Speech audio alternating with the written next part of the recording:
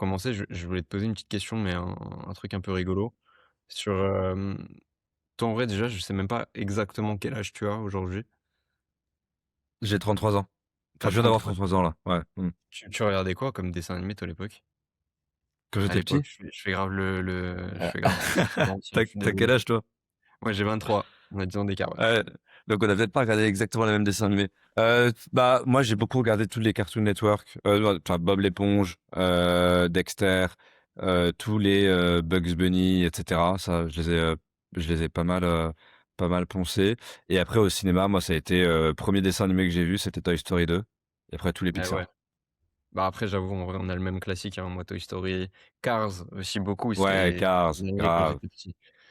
Mais putain, Ouais. incroyable, incroyable. C'est vrai que, tu vois, tu as des intemporels comme ça, genre Bob l'éponge et compagnie, où en vrai, on a 10 ans d'écart, mais on s'est tués à ça tous les 2 en vrai. Ouais.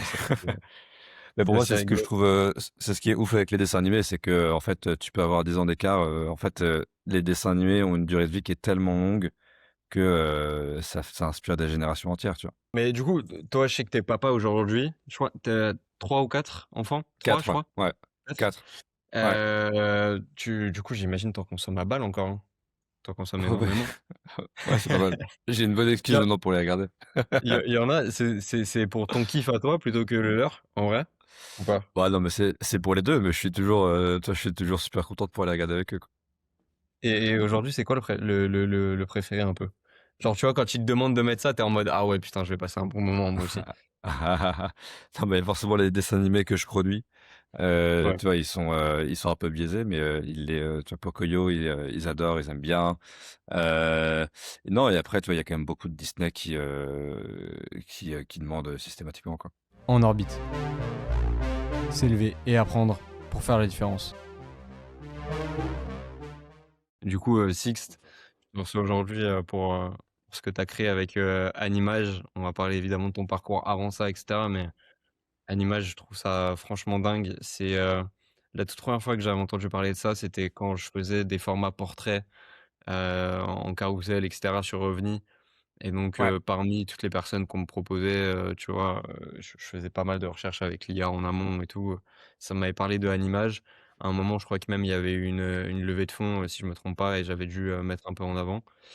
ouais, Hem, et ensuite c'est, Ulysse de Billboard France, ouais. qui m'a reparlé de toi, qui m'a dit que vous vous étiez rencontrés, que vous aviez discuté et qu'il fallait absolument que je te reçoive et cetera. Et qu'il y a quelques jours, semaines, tu as sorti l'épisode avec Mathieu Stéphanie, Génération Do It Ouais. Yourself.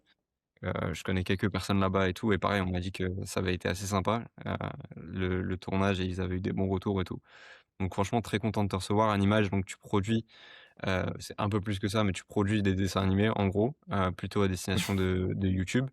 Et c'est franchement très inspirant, mais hem, la première question que je pose à tous mes invités, moi, sur ce format-là, c'est si tu sortais ton corps et que tu devais te présenter à la troisième personne, qu'est-ce que tu te dirais toi, Sixte?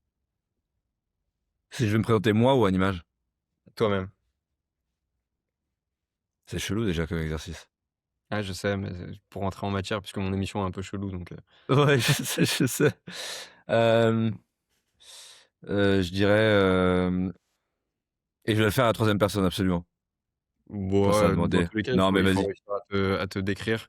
Si toi tu Non, sortais en ton corps, qu'est-ce gros, que tu dirais de toi? je dirais, tu vois, moi je me décris en tant qu'entrepreneur. Enfin, depuis que j'ai 21 ans, j'ai, créé ma première boîte et en fait, ça fait partie, intégrante de ta vie, quoi. Quand tu lances une première boîte et que tu es entrepreneur, c'est la première description que tu as, quoi. Hem, entrepreneur, papa de 4 enfants, heu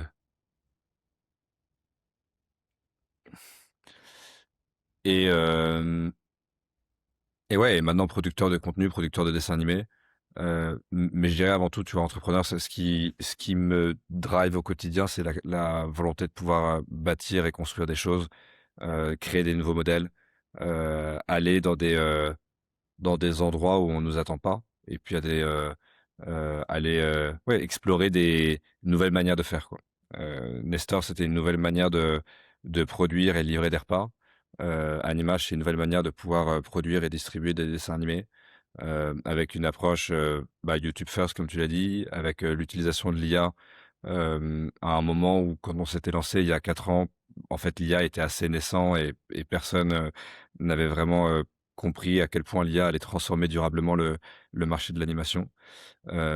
Et c'est ça qui est ultra excitant. Tu vois, c'est parfois il y a des choses qui fonctionnent, parfois ça pète, parfois ça marche. Mais en tout cas, c'est ce qui te permet de pouvoir, te réveiller le matin avec une pêche et puis de dire: «Beh, ce que je fais aujourd'hui, j'ai une chance de dingue de pouvoir le faire, en fait». Hop, je vous arrête une seconde parce que dans En orbite, on parle souvent de vision, de croissance, mais on parle jamais du truc qui prend le plus de temps pour un entrepreneur, c'est la paperasse. Parce que perso, je suis convaincu d'un truc, c'est qu'on ne devient pas entrepreneur pour faire de la paperasse et de la compta, on le devient surtout pour faire son métier. Et donc c'est pour ça que je vais vous parler d'un outil que j'adore, c'est Time. Time, c'est un logiciel de facturation électronique simple et 100% gratuit, mais surtout, ils sont absolument conformes pour la nouvelle réforme de facturation électronique qui arrive. Et ce que j'adore, c'est que tu peux l'utiliser de plusieurs façons. Soit juste pour la plateforme agréée pour recevoir tes factures électroniques tout en restant conforme, soit tu prends leur outil de devis plus facture 100% gratuit pour tout centraliser. Bref, t'as vraiment un côté tout en un qui est hyper cool avec de la facture fournisseur, du suivi, de la trésorerie, t'as même un compte pro intégré. Bref, ça permet de me libérer d'un des trucs les plus chiants pour moi, c'est vraiment la charge mentale. Ils sont 100% français, si vous savez depuis le temps que vous me suivez à quel point je donne du crédit à tout ce qui est beau et intuitif, bah pour le coup c'est vraiment le cas ici. Et visiblement ça plaît parce qu'ils sont à plus de 4,8 sur 5 sur 3600 avis. Je te mets le lien en description, tu peux commencer gratuitement et si tu veux tester leurs offres Start et Business, on te met 2 mois d'essai gratuit offert comme ça tranquillement. Bon voilà, je te laisse avec ton épisode, il est génial. À bientôt. Mmh. Moi, je trouve ça très, très, correct ce que tu dis parce que je sais que tu as lancé Nestor à peu près au même moment où moi j'ai lancé mes médias et tout, donc je me reconnais vachement. Surtout dans la partie de, quand tu lances une boîte à cet âge-là, notamment, en fait, c'est la première chose que tu es amené à dire quand tu veux te décrire toi-même. Bah, tu Heu, rien d'autre. Tu pas de CV. c'est vrai, mais enfin, je trouve que la période où tu commences à te décrire, où tu commences à le dire, il y a un petit switch. Est-ce que tu l'as ressenti pareil? Moi, je sais qu'au début, j'étais plus en mode, parce que tu vois, je l'ai fait pendant mes études et du coup, je me Ouais, présentais comme quelqu'un qui, était étudiant d'abord et ouais. ensuite, si on me poussait un petit peu, je disais: «Ouais, non, mais j'entreprends, je fais des projets et cetera». Mais j'avais pas tout de suite ce réflexe de dire: «Ouais, je suis entrepreneur et je lance des médias, je discute avec des gens et tout». Moi, c'était plutôt: «Bah, je suis étudiant et je fais deux trois trucs de mon côté». Toi, tu as eu ce switch aussi? Tu as eu des difficultés à te décrire comme un entrepreneur? Ouais, bah, surtout que et je sais pas à quel point, toi, ça a évolué sur les 10 dernières années, mais vraiment, moi, j'avais ce souvenir où quand tu disais à 21 ans: «Tu es entrepreneur», les gens, ils te regardaient avec des yeux en disant: «Mais enfin, retourne à la niche, quoi», tu vois? Enfin, va rejouer au bac à sable. Enfin, toi, on te prenait pas au sérieux, quoi. Et Mmh. hem et c'était un peu frustrant, clairement chiant au démarrage, où, tu pas le droit d'avoir de l'ambition et tu pas le droit d'être entrepreneur parce que tu étais étudiant. Mmh. Et moi, je l'avais lancé, bah, toi, je pense comme toi, pendant mes études. J'étais entre ma deuxième et ma troisième année d'école d'ingé et hem et en fait, la crédibilité et la légitimité, elle est ultra dure à bâtir. En fait, elle est beaucoup plus dure à bâtir parce que tu es jeune, que lorsque tu as 10 ans de plus. Alors que ça veut pas forcément dire que tu seras moins bon, ça veut pas forcément dire que ton idée, elle est pourrie. C'est juste que les gens, ils te regardent différemment, quoi. Et mais je suis d'accord que le moment où tu shifts et quand tu commences à dire assez clairement: «Bah, en fait, je suis entrepreneur et je suis étudiant, en fait, par ailleurs». Mais en fait, ça devient la deuxième ligne, tu vois, de ton, hem et que tu l'assumes beaucoup plus, heu, bah, ça te libère aussi, tu vois? Tu t'en fiches un peu de la manière dont les autres vont te regarder, tu te concentres sur ce que tu dois faire, et après la légitimité, tu l'acquiers, tu vois, de ton côté, par les audiences que tu bâtis, par, en gros, la performance que tu vas être capable de délivrer et par, les milestones que tu vas être capable de pouvoir atteindre sur ta boîte ou sur le média que tu vas créer, tu vois?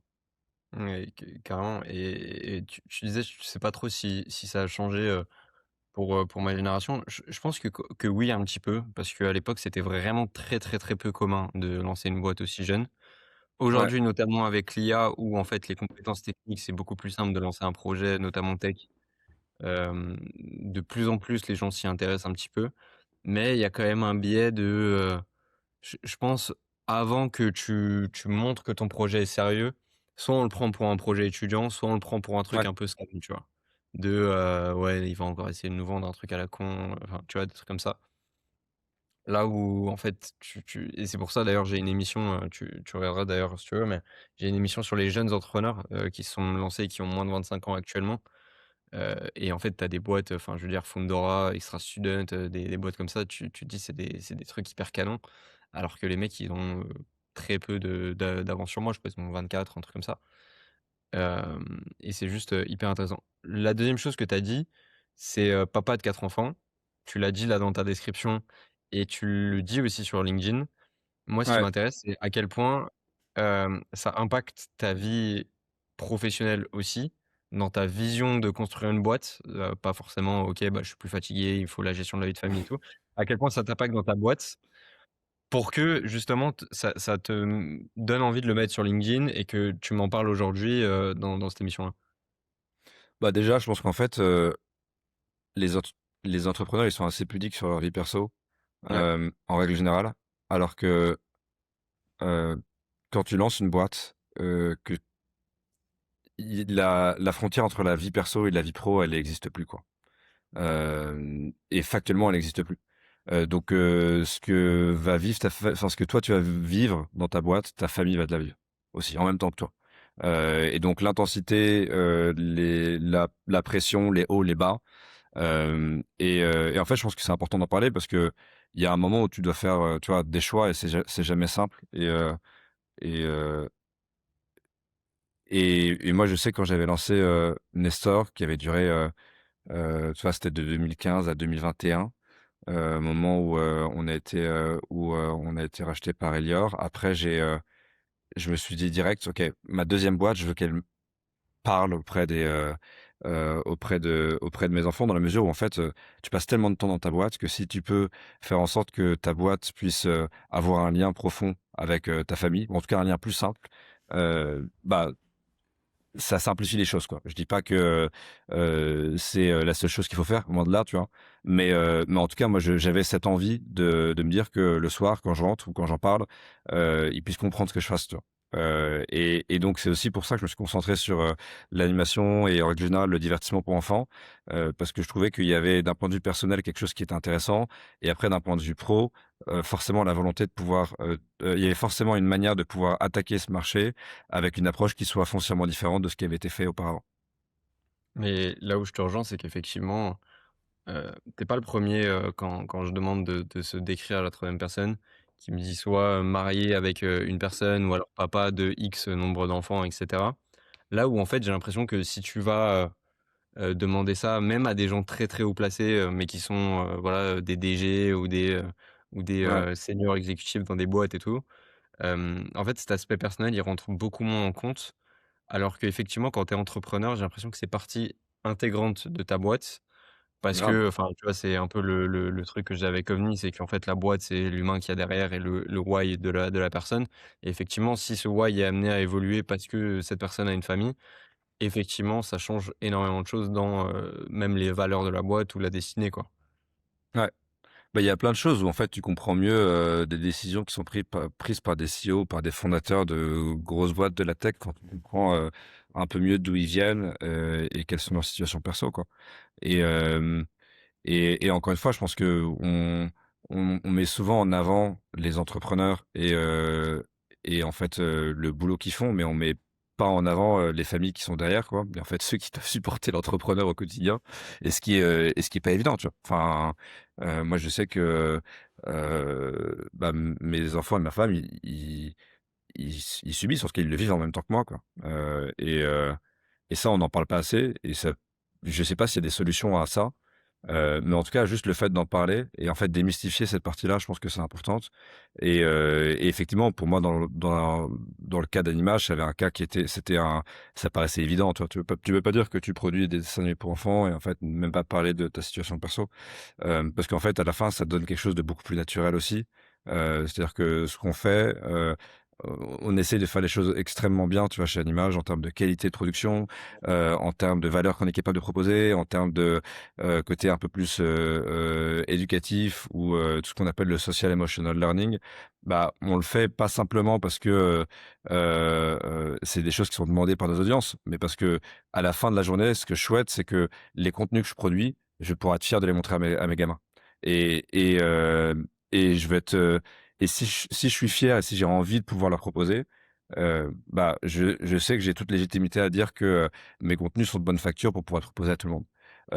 Et à contrario, tu vois, si tu honte de ce que tu fais, à un point tel que tu veux pas le montrer à tes enfants, dans ce cas-là, pourquoi est-ce que tu le fais pour les autres enfants, tu vois? Enfin, tu quelque chose d'assez, D'accord.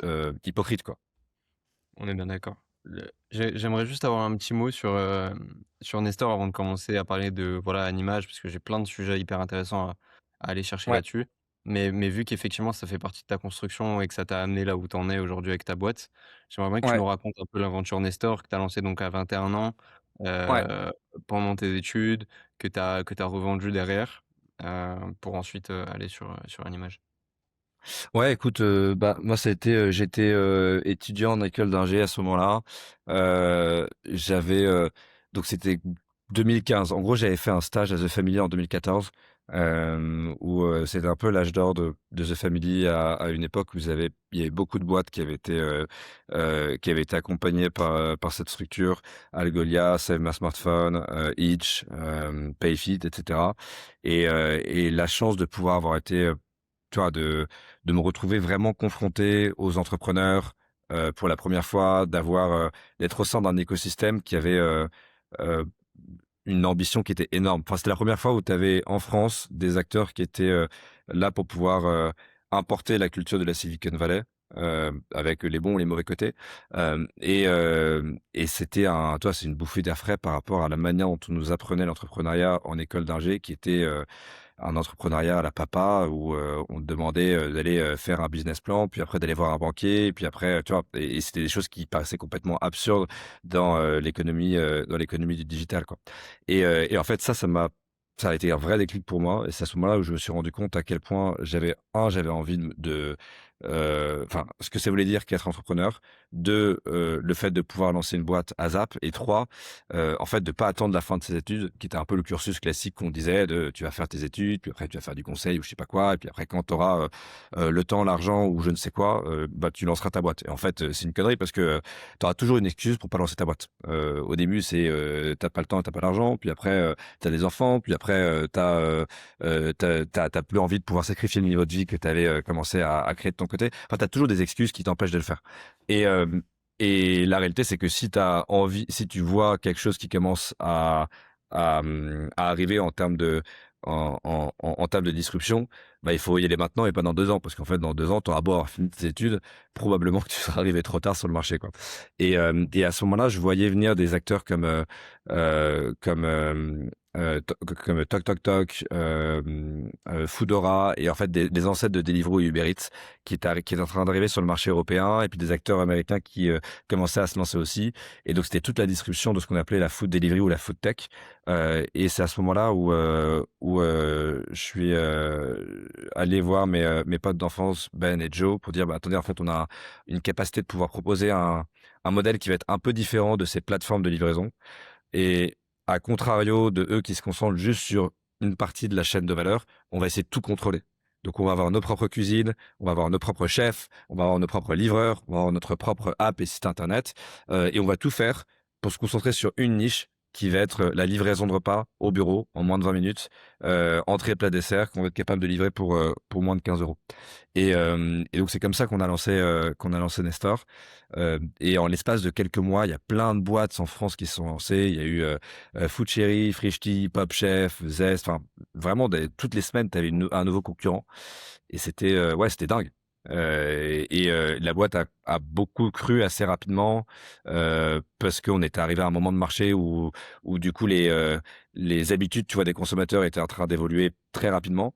Hem Et on était concentré sur le marché parisien et puis après, enfin voilà, on pourra en parler pendant 1 heure, tu vois? Mais, moi j'ai appris plein de trucs en fait de cette expérience, à la fois sur, là où j'étais bon et là où j'étais moins bon, et aussi ce que j'avais envie de faire comme type de boîte, ce que je kiffais faire, ce qui m'a énormément frustré, tu vois? Chez Nestor pendant ces 7 années.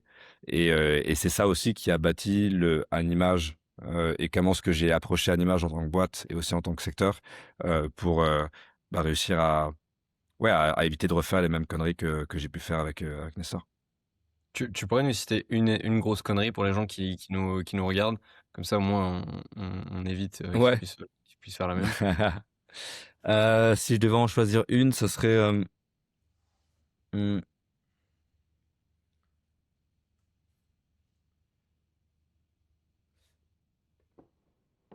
le côté, heu, peu scalable de Nestor, tu vois?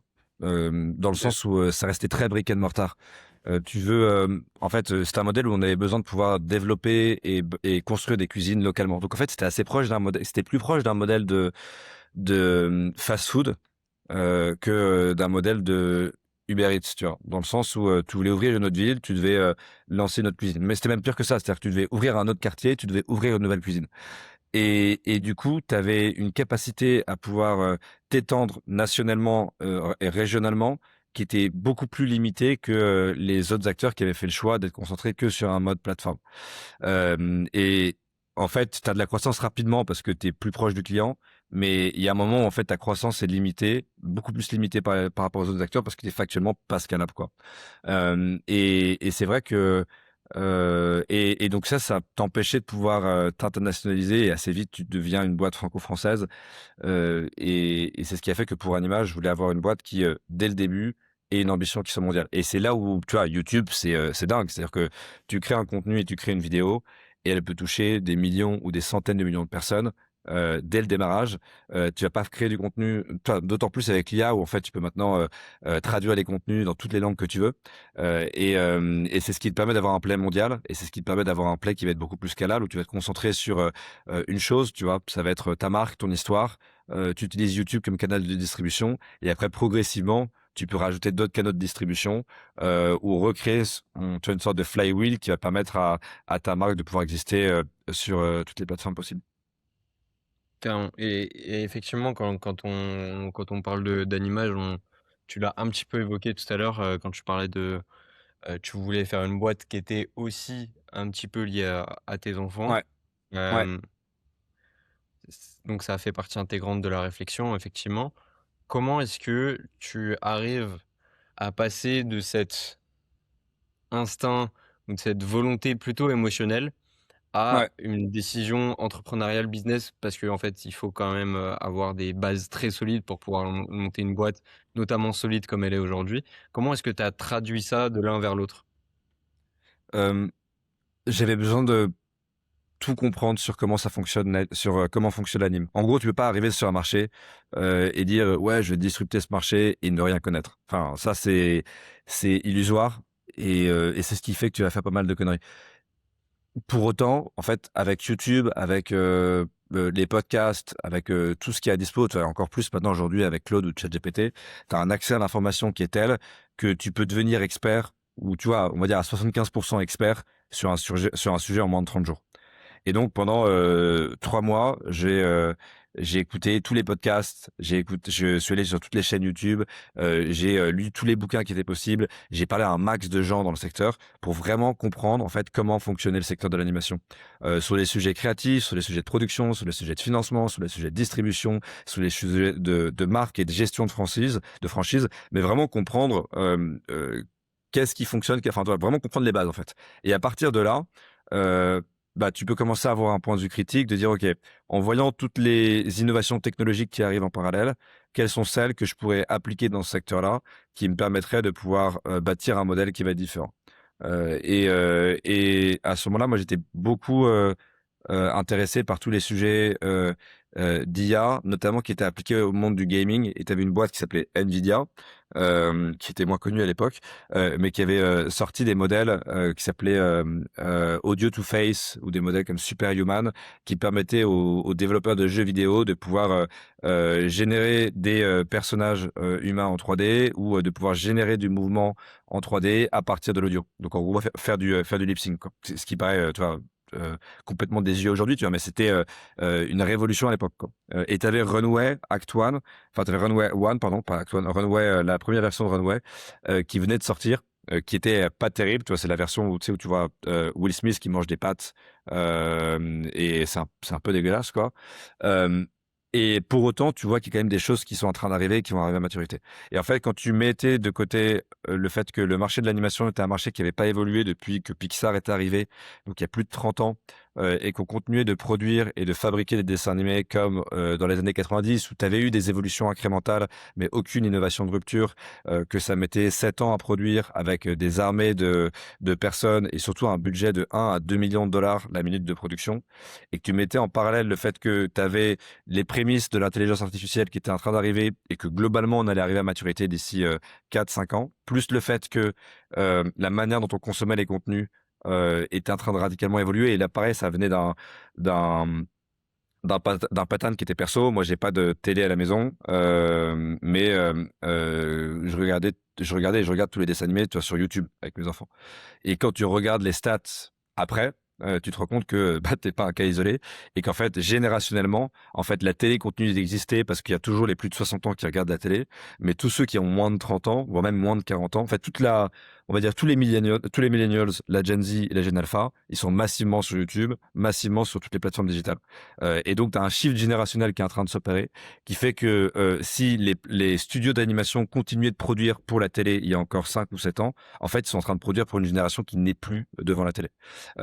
Et donc en, en prenant en fait ces points-là, donc ces deux shifts à la fois technologiques et de consommation et la compréhension de où en était le marché aujourd'hui, bah, tu arrives à accoucher d'un modèle qui est le modèle d'animage, qui dit ok, si on veut bâtir le studio d'animation qui va construire les franchises qui vont inspirer les générations de demain, tu vois, le prochain Toy Story ou ces dessins animés-là, il va falloir bâtir un studio qui, un, soit AI native et deux, qui soit YouTube first, donc qui va être là où sont les enfants et qui va créer les contenus des dessins animés pour YouTube avant de pouvoir les pousser sur les plateformes du streaming, avant éventuellement de les mettre sur les chaînes de télé si nécessaire, mais YouTube est la plateforme numéro un. Et donc, c'est comme ça que le business model a été créé. Moi, il y a un truc super, super intéressant dans tout ce que tu dis, hormis le fait que effectivement, businessment parlant, et même pour des gens qui consomment du YouTube, c'est intéressant. Vraiment, je me dis, en termes d'entrepreneuriat, ce que tu viens d'expliquer, c'est vraiment d'avoir capté des signaux faibles un peu partout et de Ouais, les avoir regroupés en un point et d'avoir réussi, grâce à tous ces trucs-là, à monter une boîte qui réunit plein de choses qui étaient pas présentes, ou en tout cas, tu as réussi à monter une vraie innovation. Et je pense que c'est un vrai conseil en vrai qu'on peut donner à toutes les personnes qui nous écoutent, c'est qu'aujourd'hui, les compétences techniques grâce à l'IA globalement de ouais, plus en plus, ça va être de moins en moins un frein.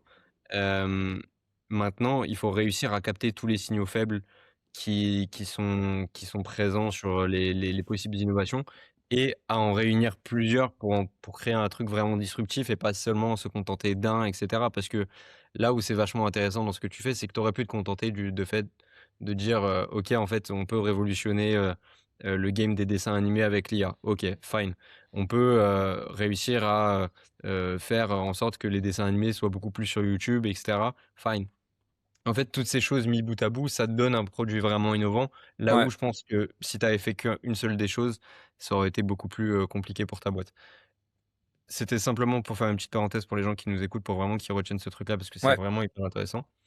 Il y a une autre décision qui est intéressante dans ce que vous avez fait, c'est le fait de prendre des personnages qui existent plutôt que d'en ouais, inventer des nouveaux. ouais. Est-ce que tu peux nous raconter où vient cette conviction? Parce que j'avoue que quand tu as un esprit créatif comme le tien, je pense, potentiellement ta première envie, c'est de te dire: «OK, vas-y, on va créer des dessins animés trop bien et tout, Ça l'était, on ouais, va ouais. révolutionner le game». Et en fait, là, non, tu as dit: «OK, on va prendre des trucs qui cartonnent, mais on va révolutionner Ouais. le game de ces trucs qui cartonnent là».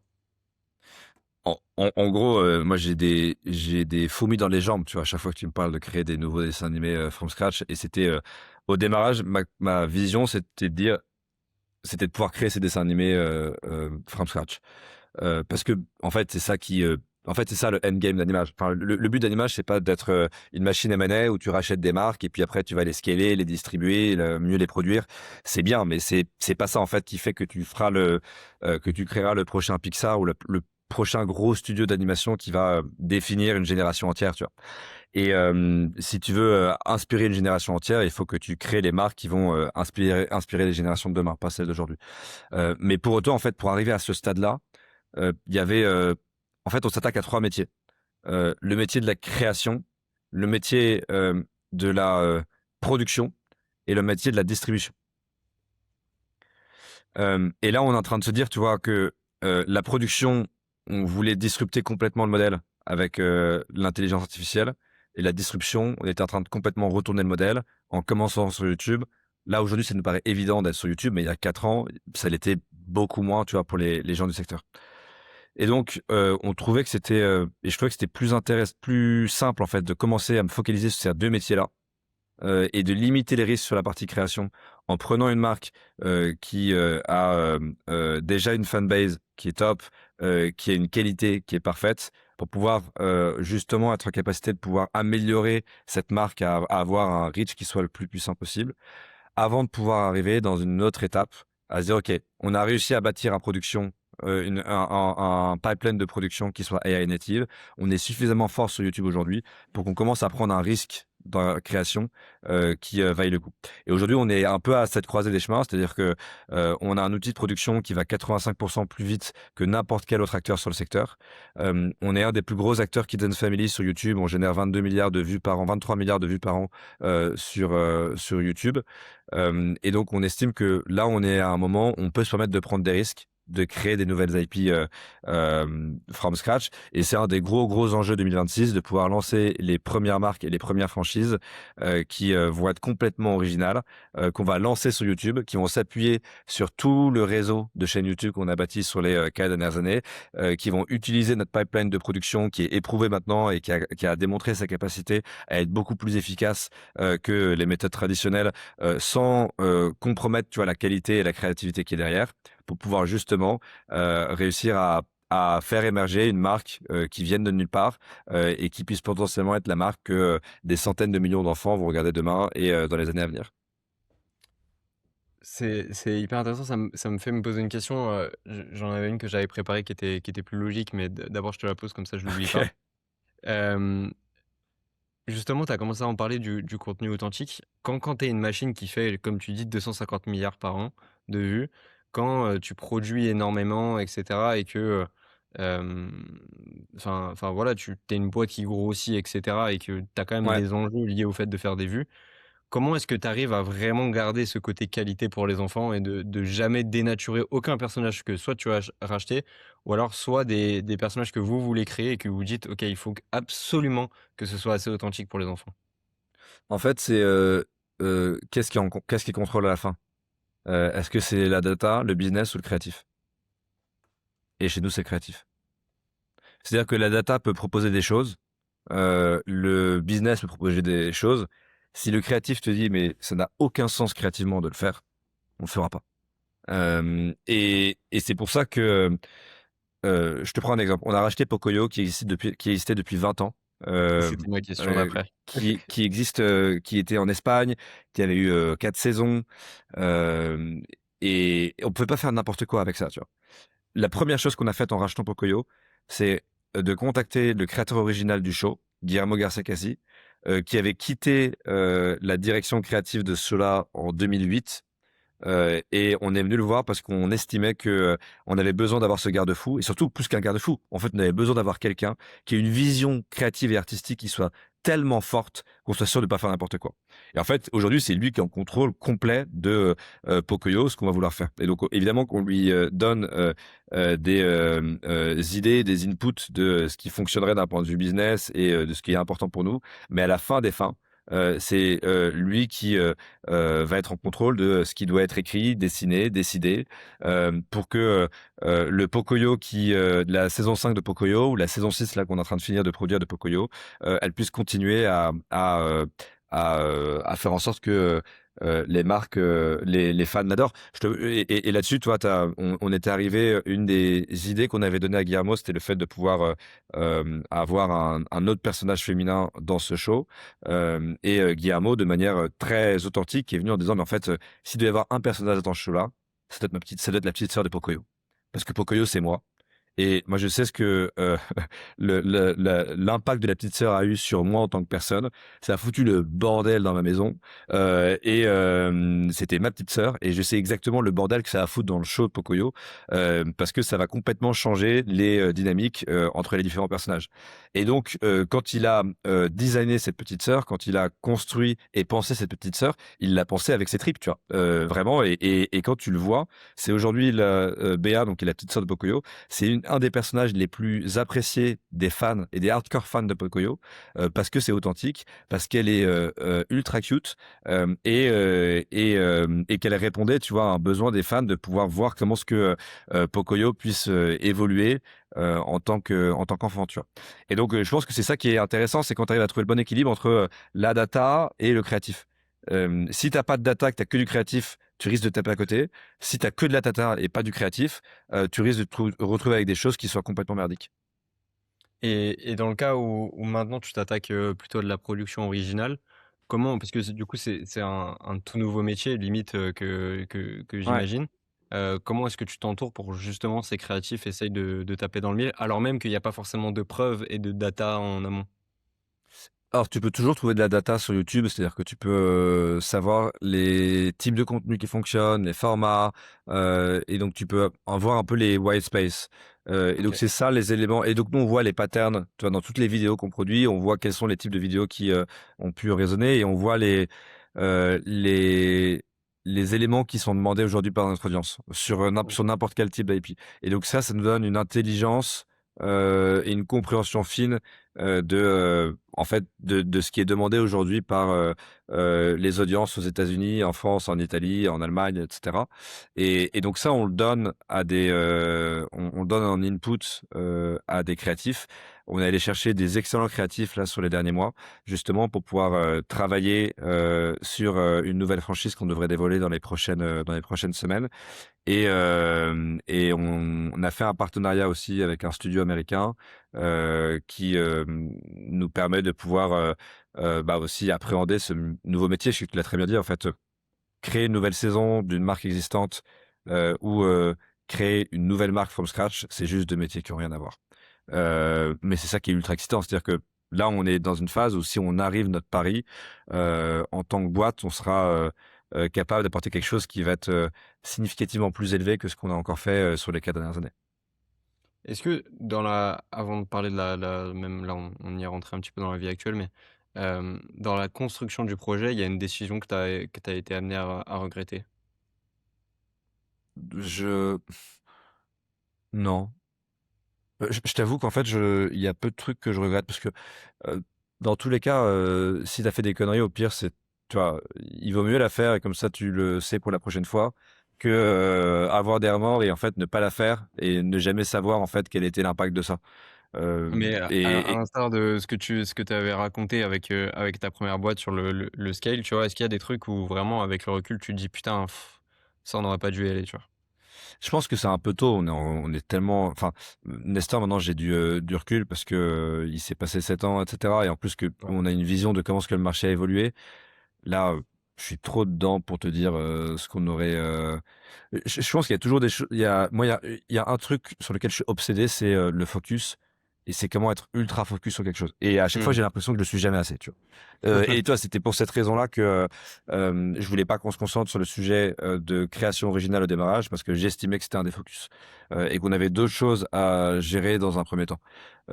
Parce que pour le coup, je l'ai vu chez Nestor qu'à chaque fois qu'on était focus, la boîte, elle cartonnait. Et le moment où on a commencé à vouloir se défocaliser, c'est-à-dire à sortir du menu unique qu'on proposait aux clients, c'est là où on a commencé à perdre de la vitesse.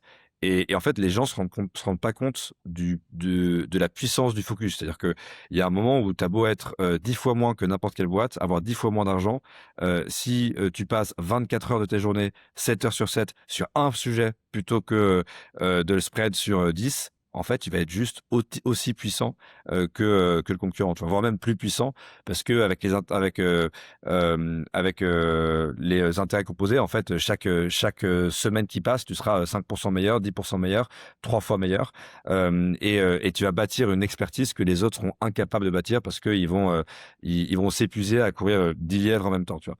Et ça, c'est toujours la question et l'angoisse que j'ai de me dire, est-ce qu'on n'est pas en train de trop se diversifier, de trop se défocus, alors que on essaie de faire quelque chose qui soit parfaite sur notre verticale, tu vois. Pour parler d'un autre personnage, Maya l'abeille, Ouais, la transition est folle, mais c'est aussi un personnage qui est quand même culte, notamment en ouais, France. ouais, Hem, tu me dis si je me trompe, mais je crois que c'est quasiment 50 ans, un peu plus même, ouais. de contenu. Comment est-ce que, quand vous reprenez ça, à l'instar de ce que vous avez fait avec Pocoyo, vous l'approchez sans vouloir le trahir? Ouais, c'est super compliqué. Parce que, en fait, c'est limite plus compliqué que Pocoyo, parce que Pocoyo, ça a 20 ans. Donc, tu as 2 générations. Là, tu as la génération des parents, des grands-parents qui ont vécu, qui ont connu Ouais. Maya l'abeille, et la génération actuelle qui connaît plus Maya l'abeille. En fait, tu demandes à un enfant de moins de 10 ans s'il connaît Maya l'abeille en France, il le connaît plus. Il le connaît très bien en Allemagne, parce que c'est encore très puissant, mais en France, ça a complètement disparu de la circulation depuis les années 2010. Et donc, du coup, c'est aussi tout l'enjeu qu'on a en rachetant Maya l'abeille, c'est comment est-ce qu'on arrive à être en ligne avec l'ADN de cette marque, le moderniser, mais pas le trahir. Et tu vois, t'as beaucoup d'exemples de franchises qui ont été relancées, et je citerai pas de nom, mais qui ont trahi les fans. Et les fans qui ont dit mais en fait c'est pas du tout la franchise traditionnelle que je voulais. Et les fans sont euh, je pense les plus compliqués dans cette histoire-là, plus que les nouveaux, en fait, les fans historiques. Et donc, on a la chance dans Maya l'abeille de pouvoir travailler avec Studio 100, qui est encore copropriétaire de la marque, qui était le propriétaire de la marque historique, et qui, en fait, est un peu ce garant d'assurer la continuité de la marque par rapport à ce que eux ont construit sur les 20 dernières années.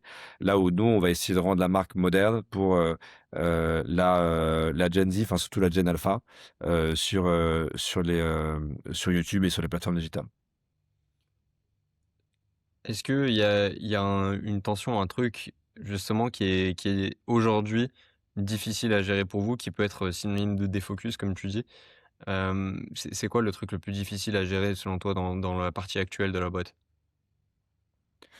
Euh, Moi, c'est le côté des focus. C'est-à-dire que, en fait, et je pense encore plus dans une boîte, enfin, quand tu fais des médias, et toi, tu le vois, mais euh, t'as tellement en fait, ton média, il peut s'exploiter de tellement de manières possibles que t'as d'un côté, en fait, la règle pour exister dans les médias, c'est le côté everywhere all at once, tu vois, être présent partout, sur toutes les plateformes. Et ça, c'est pas du défocus, c'est augmenter et exploser le reach que tu vas être capable d'avoir, parce que plus tu es présent sur différentes plateformes, plus tu vas être capable de pouvoir augmenter la notoriété de ta marque ou de ton média. Mais d'un autre côté, la frontière entre du coup être multiplateforme et le défocus, elle est assez fine. Parce que à quel moment tu décides de pouvoir passer du temps sur une plateforme qui est en fait correspond à 0,01% de la consommation, tu vois, de ton audience. D'un côté, tu as envie d'être présent là-dessus, mais de l'autre côté, c'est potentiellement du temps en moins que tu as accordé sur YouTube, qui est ta plateforme de référence, ou sur la vente auprès des plateformes de streaming. Et donc, nous, on essaie d'avoir une approche qui est assez héroïste de la chose, qui est de regarder le temps qu'on passe à chaque fois sur telle ou telle plateforme, et qu'on puisse allouer un maximum de ressources sur les plateformes qui vont apporter le plus de valeur pour la marque, pour l'IP et la franchise. Mais c'est quelque chose qui est pas évident parce que en fait, ça change tous les mois. La consommation par plateforme change tous les mois. Et je te dis, la frontière est trop fine pour que tu puisses avoir une vraie ligne rouge à ne pas franchir. En fait, tu la franchis toujours un peu, quoi. Trop intéressant. Pour parler un peu du secteur, Ouais, hem, il y a un vrai lien dans ce que vous faites avec l'intelligence artificielle. Tu l'as dit, c'est un vrai, ouais, accélérateur de production et compagnie. Là où si on prend des secteurs, similaires comme, le film, la série, Hollywood notamment où il y a eu des grosses grèves vis-à-vis de l'IA. Ouais, Comment est-ce ouais, que vous arrivez à gérer ces sujets? Notamment que vous avez des créatifs chez vous qui potentiellement ouais.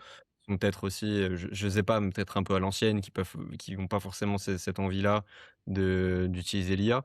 Comment est-ce que vous gérez ces problématiques-là de potentiellement, destruction de métiers, ce genre de choses? Ouais.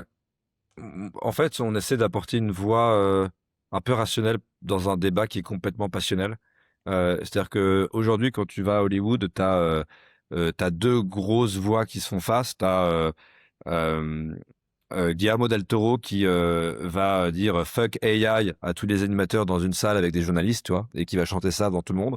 Et puis après tu as, des acteurs de la Gen AI ou en fait plutôt des modèles, fondationnels, qui viennent de San Francisco qui disent: «Regardez, vous allez pouvoir prompter et à partir d'un prompt, on va pouvoir faire n'importe quel film et le prochain film oscarisé aura été fait à partir d'un prompt et c'est tout».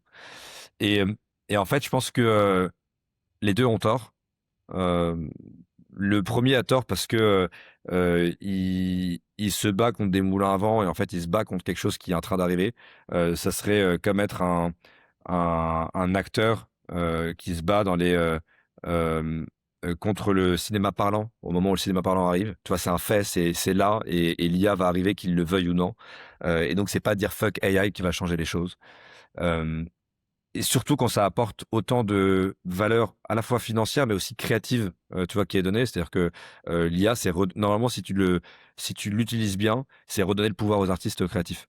Parce que tu as plus besoin, de producteurs, de financiers, ce qu'on appelait les gatekeepers, en fait, de tous ces studios hollywoodiens, qui te disaient qu'ils faisaient la pluie et le beau temps sur le marché et qui te disaient si toi, en tant que producteur ou créateur, tu avais le droit de pouvoir produire ce dessin animé ou ce film, en règle générale. Là, t'as plus besoin d'eux puisqu'en fait, le coût tendant vers zéro, il y a plus de barrière à l'entrée qui est la barrière à l'entrée du capital. Et en plus, tu as doublement pas besoin d'eux parce que maintenant tu as YouTube. Donc tu plus besoin d'eux pour la distribution et tu plus besoin d'eux pour la production. Donc en vrai, la réalité de l'IA, c'est que si tu as un créatif et un bon créatif et un excellent créatif, tu devrais voir l'IA comme une chance et non pas comme quelque chose qui va te remplacer. Et après, tu as les deuxièmes qui vont te dire le tout IA, c'est parfait et tout peut se faire sur un prompt. Et je pense que ces acteurs-là ont faux parce qu'ils oublient ce qui fait la beauté d'une œuvre. C'est-à-dire qu'une œuvre, c'est pas juste tu promptes et tu vois ce qui sort. C'est l'itération créative que tu vas mettre dedans. Et l'itération créative que tu vas mettre dedans, c'est à un moment quelqu'un qui va diriger, tu vois, ce prompt, qui soit textuel, visuel, enfin, toi, en fait, qu'importe la technique que ce soit l'IA ou pas l'IA, ce qui va faire qu'un film et une œuvre soient incroyables et pas juste bien, c'est le fait que tu as derrière quelqu'un qui a une vision créative et artistique, qui a pensé à tout et qui soit un obsédé des détails. Et c'est ce qui fait que tu vois un film comme Pixar est souvent de meilleure facture et de meilleure qualité qu'un film de série B. C'est parce que derrière, pendant 7 ans, en fait, ils vont retravailler des scènes, ils vont pouvoir mettre des scènes à la poubelle parce que c'est des obsédés de la qualité. Et donc pour ça, il faut que tu arrives à mettre en place un modèle d'IA, une pipeline d'IA, où il faut plus que juste prompter et puis attendre que ça passe. En fait, il faut que tu arrives à reconstruire un modèle qui permette aux réalisateurs, aux créatifs, de pouvoir être en contrôle, de pouvoir repenser, de pouvoir itérer. Et en fait, c'est un peu toute la thèse qu'on a chez Animage, c'est comment est-ce qu'on peut évidemment utiliser des modèles d'IA sur étagère, mais aussi intégrer des modèles propriétaires que nous, on va développer, qui permettent aux artistes et aux créatifs de pouvoir de pouvoir en fait être ceux qui vont contrôler l'IA, l'input de l'IA, l'output de l'IA. Et c'est ce qui fait qu'aujourd'hui, les artistes qu'on a onboardés et qu'on onboard, ils adorent ce qu'on fait d'un point de vue IA, parce qu'ils comprennent que on est vraiment dans le modèle du futur, enfin plutôt même le modèle du présent. On n'est pas, tu vois, sur une vision rétrograde que peuvent avoir un certain nombre d'artistes qui n'ont pas compris que c'est en train d'arriver. Mais ils le voient, mais ils voient qu'on le fait de manière complètement éthique et surtout d'un point de vue créatif et artistique, qui est là pour les augmenter plutôt que pour les remplacer. Tu parlais de gatekeeper dans tout ton discours. Sur ton secteur, il y en a un autre aussi, selon Ouais, moi, qui est lié aux parents. ouais. Comment est-ce que tu fais en sorte que les contenus que tu crées, ils soient, OK, certes, incroyables pour les enfants, mais qu'ils soient aussi, parents compatibles, si je puis, exprimer ça comme ça? Je pense qu'il faut du bon contenu, tu vois? Et moi, je le vois en tant que parent, c'est-à-dire que t'as jamais eu autant enfin, on est dans un environnement et ça, c'est même pré-IA, tu vois? L'IA a fait qu'accélérer les choses. il y a jamais eu autant de contenu sur le marché qu'aujourd'hui. Jamais. T'as jamais eu autant de choix de contenu. Quand tu vas sur Netflix, quand tu vas sur YouTube, enfin c'est affolant, tu vois les choix. Mais pour Mmh. autant, des bons contenus, t'en as une portion qui est infime. Et ce que recherchent les parents, c'est ni plus ni moins que de pouvoir trouver le meilleur contenu pour leurs enfants. Le meilleur pour eux, tu vois. Et donc, si tu... et c'est pour ça que je disais qu'au début que pour moi, c'est aussi important d'avoir que ce que je fais pour ma boîte soit en ligne avec ce que je veux faire d'un point de vue perso. C'est-à-dire que je sais que si les contenus, je suis fier de ça. En fait, je suis pas différent de n'importe quel parent. En fait, on a tous les mêmes envies, les mêmes besoins de ce point de vue-là. C'est comment réussir à pouvoir proposer des contenus qui vont être qualitatifs dans une plateforme et dans des plateformes digitales où parfois ça donne l'impression d'être un peu la jungle. Parce que tu n'as pas d'éditorialisation de ces plateformes-là. Et donc, tu as besoin de pouvoir te raccrocher à des marques, tu as besoin de pouvoir te raccrocher à des studios qui sont dignes de confiance et dont tu sais qu'ils vont te proposer des contenus qui vont être qualitatifs, qui vont être intelligents, qui évidemment vont être divertissants, mais qui vont pas être abrutissants.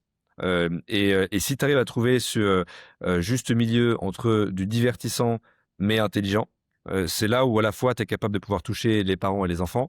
Et après, tu as ce qu'on fait des studios, tu vois, pendant quand nous on était petits. Toi, pourquoi est-ce que les Pixar, nos parents adoraient regarder ces contenus-là?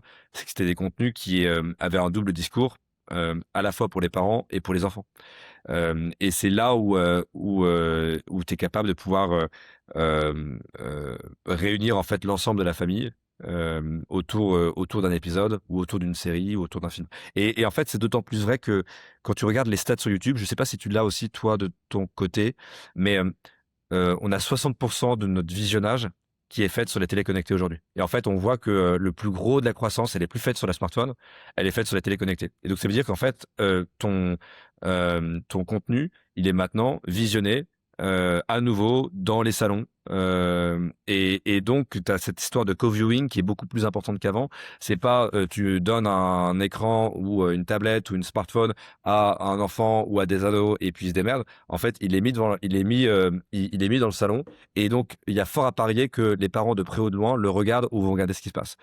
Et ce qui est bien, tu vois, parce que ça va élever le niveau et ça va élever la barre, tu vois, de qualité qui est nécessaire pour pouvoir percer aujourd'hui sur YouTube. Sur, il y a une petite dernière question avant qu'on aille sur, 2 même petites, Ouais. dernières questions avant qu'on aille sur le jeu. Hem, Toi qui est à la fois parent, producteur de dessins animés, comment tu te positionnes vis-à-vis des écrans pour les enfants? Parce qu'en fait, tu vois, il y a beaucoup de, enfin moi je vois beaucoup des gosses dans le métro, tu vois? Je me balade et en fait les darons, ils donnent le téléphone pour qu'ils arrêtent de faire du bruit et ils leur mettent devant le dessin animé. Aux États-Unis, j'ai de la famille là-bas, c'était Ouais. abusé. Le seul moyen qu'ils puissent arrêter de parler, c'était qu'on leur mette un petit épisode d'un dessin animé. Comment est-ce que tu gères ça toi des 2 côtés du coup? Je pense que moi, je pense qu'il y a il y a deux trucs. C'est que déjà d'un point de vue perso, moi je mets pas de, tu vois, je fais attention, comme je pense n'importe quel parent devrait faire attention, ce qui est pas forcément le cas aujourd'hui.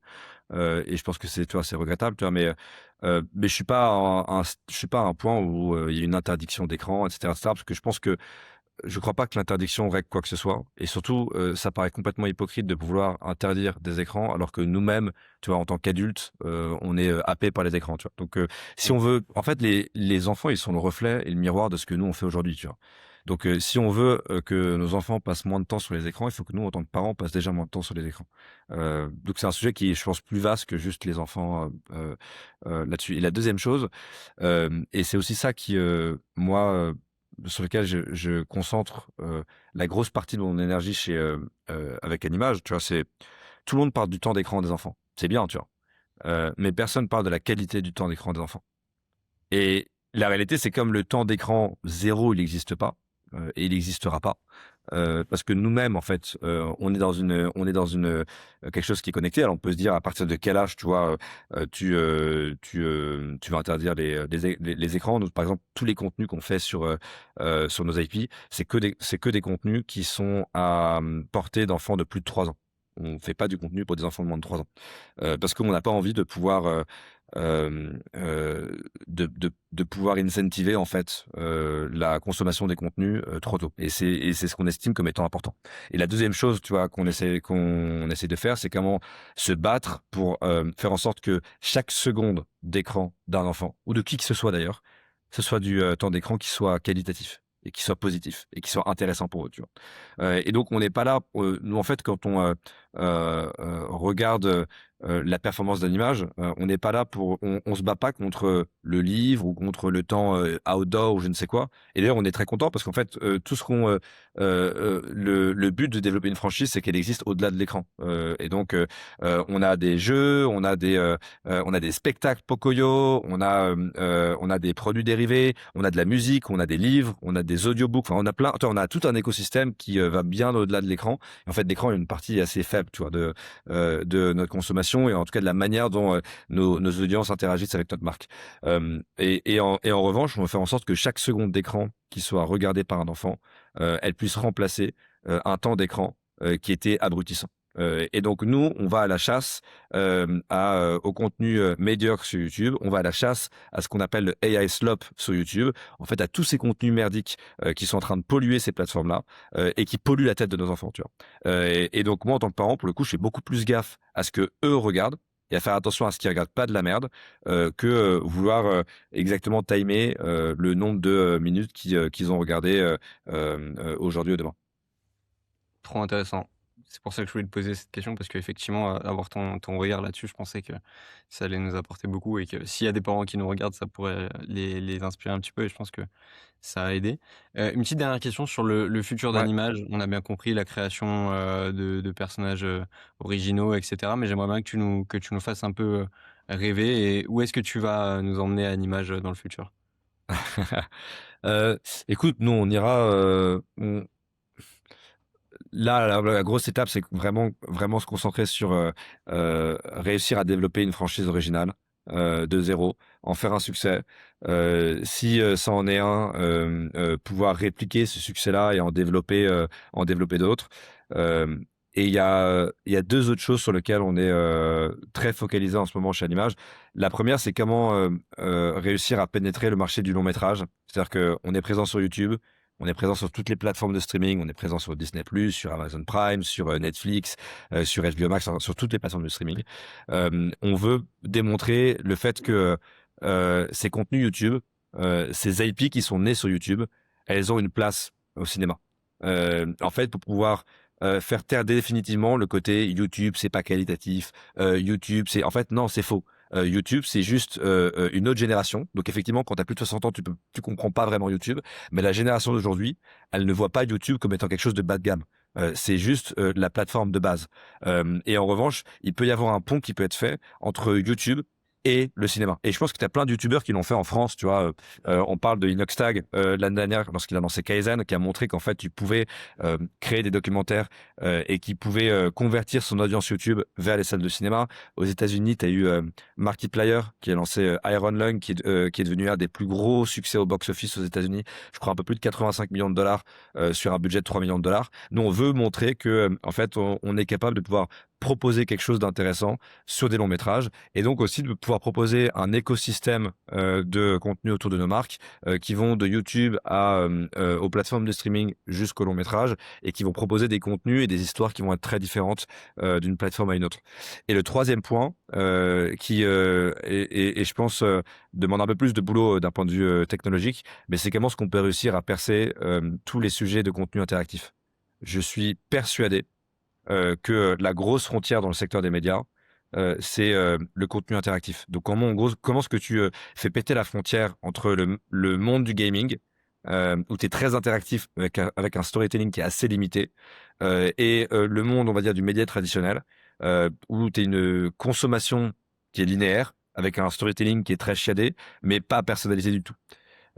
Et la technologie et l'IA, notamment si tu arrives à faire en sorte que la production et la génération arrivent à fonctionner en temps réel avec un niveau de qualité parfait, tu peux réussir à te rapprocher d'un contenu interactif qui permettrait à n'importe qui de pouvoir raconter des histoires eux-mêmes autour de leur franchise préférée et de pouvoir continuer à raconter, tu vois, des mondes autour on va dire du monde canonique qui aurait été, créé par, le créateur de la franchise.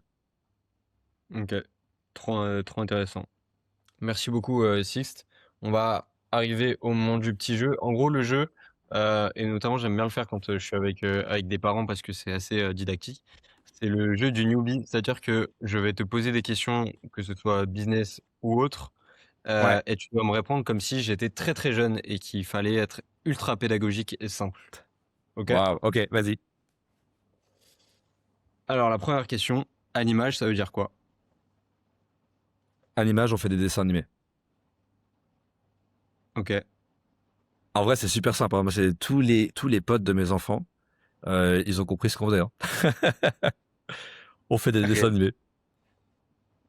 Hem, attends, les dessins animés, c'est pas déjà fait par des dessinateurs? Pourquoi t'as besoin d'une IA, toi?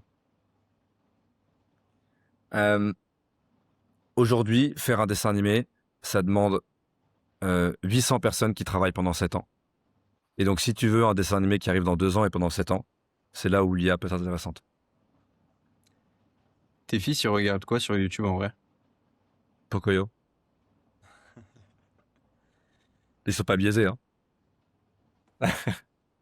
T'as déjà arrêté une boîte une fois? Est-ce que ça veut dire que t'es mauvais en business ou c'est pas grave? Rien n'est grave. OK. T'es parti de la livraison de repas pour aller faire des dessins animés. Comment est-ce que tes parents à toi, ils ont réagi?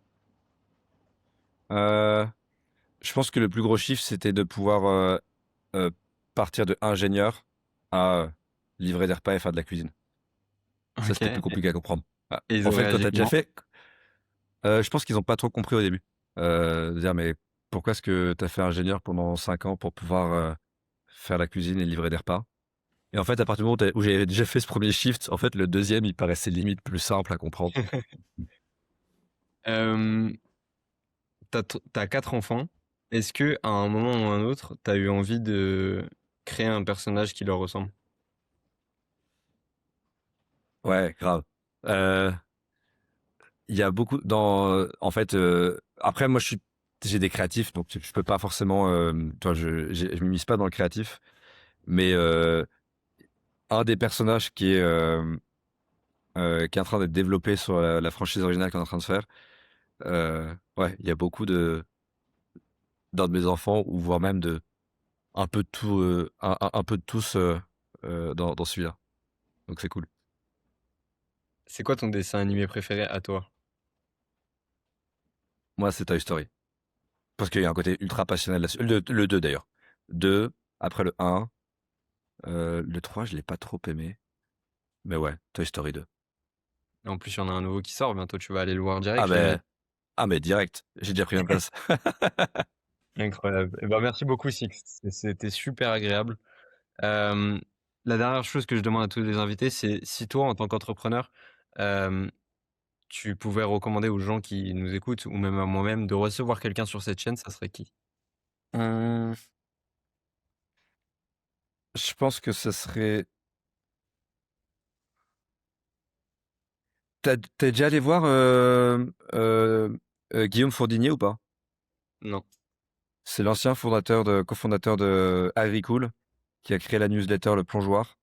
OK. Et juste l'histoire d'Agricool est dingue. Il s'est reconverti, sur cette newsletter qui est un peu un carton, où chaque semaine, il va explorer des nouvelles thématiques, des nouveaux projets, des nouveaux, et je sais qu'il inspire, tu vois, des générations d'entrepreneurs. Donc, je pense que vous allez, enfin vous kifferez échanger. OK. Et ben, magnifique. Merci beaucoup Six, c'était super, intéressant, Merci Kylian. enrichissant.